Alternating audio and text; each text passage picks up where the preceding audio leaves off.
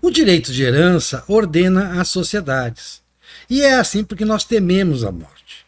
Nós inventamos uma série de crenças e as mais estapafúrdias, as mais com toda aquela ênfase, não vamos morrer, a morte não é assim e tal, mas é porque a gente teme a morte.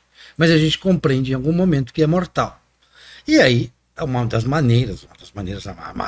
mais óbvia de driblar a morte é pela genética, pela imortalidade genética, por passar os genes aos filhos e aos netos. Né? E não só passar os genes aos filhos e aos netos, quanto fazer com que eles tenham melhores condições de reproduzir, tenham melhores oportunidades de reproduzir com pessoas melhores. Né? E isso depende basicamente de quanto a gente vai deixar para eles. Claro, depende do talento deles, mas isso não dá para confiar muito. Então é mais confiável você deixar ações e tal, de herança, bens, principalmente bens de produção, deixar uma empresa lá para ele, aquela coisa toda.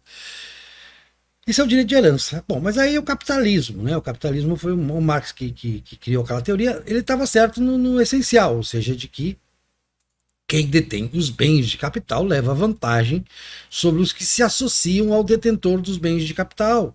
Ou seja, da mesma forma, o próprio capital, que o capital vai servir para investimento em bens de capital ou para emprestar dinheiro aos possuidores dos bens de capital. O que ele estava errado era associar o capitalismo ao burguês, unicamente ao proprietário, ao privado. O capital pode estar no Estado. O Estado, hoje, sabe, tem muitas estatais aí no mundo afora, e algumas delas são lucrativas, né? Não tem problema nenhum. E o capital ser estatal, ele não é, ele pode estar na mão da chamada burguesia, ele pode estar na mão de associações, da igreja, por exemplo, esteve por muito tempo, com as ordens católicas, e ele pode estar no Estado. Então, o que Marx previu, tal, aquela coisa, ele era muito contra a Rússia e tal, achava que na Rússia não dá certo, mas o que acontece na Rússia em 1917, a partir de 1917, e principalmente com Stalin, é um capitalismo de Estado. Nós não tivemos nenhuma experiência do que se fosse chamar socialismo. Aqui não vamos discutir socialismo, nós estamos aqui no direito de herança.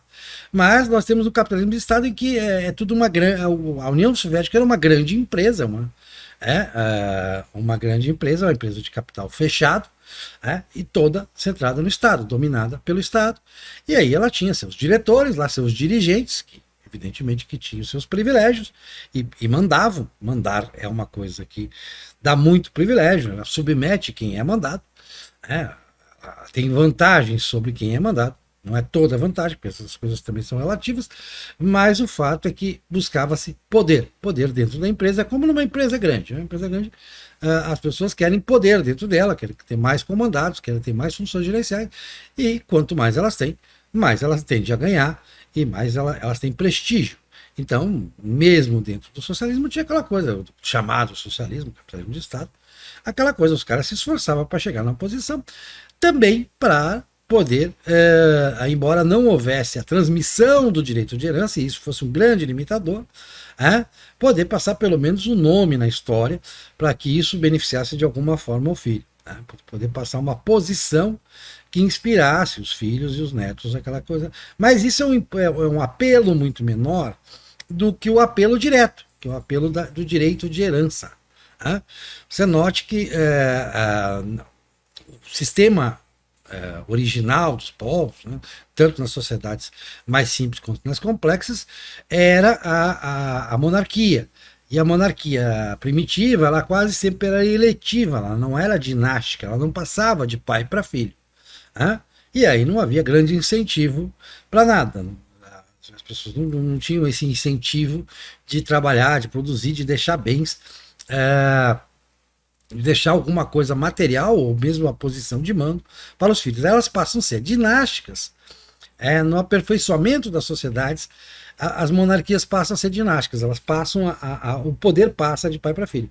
E isso é copiado, duques e condes, podemos pensar em Portugal, já que a gente conhece bem o exemplo, Portugal-Brasil, que é a Casa de Bragança. A Casa de Bragança era uma causa feudal, era um senhorio, e que era o sistema de morgado, ou seja, passava o patrimônio passava para o governo do filho primogênito, né? Isso é uma tradição também. Então, se buscava acumular capital, e havia um esforço a mais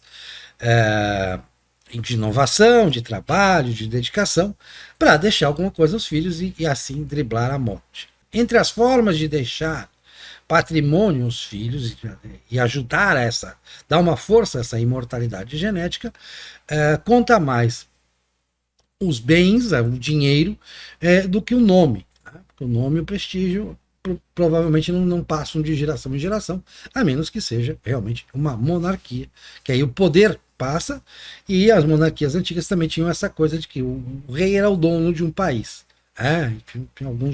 Alguns ducados também tinham esse privilégio, alguns principados tinham esse privilégio de ser a propriedade de um monarca.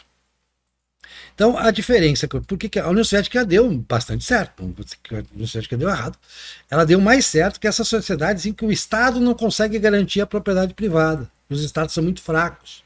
Os chamados países subdesenvolvidos, eles têm um problema de um Estado fraco. O Estado é muito fraco, o Estado não se impõe, então o Estado não consegue garantir a propriedade privada tem que ser garantida mano militar, ou seja, você tem que ter seu próprio exército. E isso desvia muito dos esforços que você poderia empregar em produzir melhor. Então, você tem que ter. Você não tem o Estado para proteger a propriedade privada, ela é ligada ao Estado. Sem Estado não há propriedade privada. Existe uma posse provisória que é garantida pela força, pela violência, pela capacidade que você tem de repelir ao que alguém lhe tome o que você tem. Então, o que a gente chama de capitalismo e tal, de sociedades liberais, elas são sociedades com um Estado forte, não são sociedades com um Estado fraco. Aquela utopia libertária, se nós não tivermos Estado vai ser tudo mais bonito. Não vai ser mais bonito, porque o barato da cooperação voluntária, que Adam Smith falava, das cadeias longas, cadeias complexas, que tem ganhos de produtividade, que tornam todo mundo mais rico, com o passar do tempo, com o desenvolvimento disso, elas não têm tanto incentivo, porque elas não têm garantias. Sem garantias que são dadas por um ente, por um árbitro, e esse árbitro é essencialmente o Estado, não se desenvolve tão bem. Então, agora, no século XX, século XX e XXI, os ditos democracias liberais, que têm um Estado forte, um Estado muito mais forte do que era nos séculos anteriores, eles têm garantido essa competição, essa possibilidade de direito de herança, possibilidade de deixar para os filhos o dinheiro. E isso tem sido muito bom, tem atingido altíssima produtividade, tem feito a humanidade produzir muito mais, alcançar a prosperidade e enfrentar melhor o problema essencial da escassez, que põe em risco a nossa própria vida, não só a nossa descendência. Então, por hoje é isso, entendeu? Colocar como o direito de herança ajuda as pessoas a trabalhar mais, a fazer mais. Por último, só para ilustrar um caso, teve um empresário no Brasil, um caso conhecido bastante, em que ele não tinha filhos, nunca teve filhos. Casou até no final da vida, mas não deixou também, não pensou em deixar o dinheiro para a esposa, né? Por mais que goste da esposa, esse negócio, o que ela vai fazer com o dinheiro? Depois que eu morrer, não tem muita graça, né? O que ela vem fazer com o dinheiro. Os filhos é mais interessante, por mais que os filhos te odeiem, e geralmente eles odeiam bastante, tem aquela dificuldade de diálogo com os filhos, mas é seu sangue, vai passar para os netos, vai passar para os bisnetos. Aí esse empresário, ele pegou e deixou tudo para uma fundação. Aí você vai dizer, poxa, mas essa empresa tá há anos, né, com o comando dessa fundação e tá indo muito bem. Ele é um self-made, começou do zero, se tornou um grande empresário, deixou para a fundação está indo bem. A fundação está ótima. Mas por quê? Porque os diretores da fundação os diretores da fundação e da empresa, né, que a fundação nomeia da empresa, eles podem apropriar parte do resultado da empresa. E aí eles podem deixar para os seus filhos, para os seus netos, para os seus bisnetos. Então a lógica é a mesma. E mesmo esses têm vantagem sobre o sistema soviético de capitalismo de Estado, porque no capitalismo de Estado, como não havia o direito de propriedade, só da posse lá da casa. Então o cara tinha uma casa melhor, um carro melhor, bem que era dirigente, mas não tinha como deixar isso para os filhos, porque tudo pertencia à empresa, a grande empresa, a empresa única, que era o Estado. Isso nós vamos falar mais em outros programas. Mas por hoje é dizer isso, de que esse problema de enfrentar a mortalidade, que é uma questão central, vários filósofos, Freud, todo mundo centrava nessa questão. A gente faz de conta que não se preocupa com a morte, mas a gente se preocupa com a morte o tempo todo. É a nossa maior preocupação, a nossa finitude. É inaceitável finitude, eu mesmo não aceito, acho. Não? Um absurdo, morte eu sou contra, mas enfim, essa nossa obsessão é que faz com que a gente dê tanto valor a acumular coisas, acumular capital, inovar, buscar ganhar dinheiro, para fazer coisas novas que no fim vão beneficiar todos, né?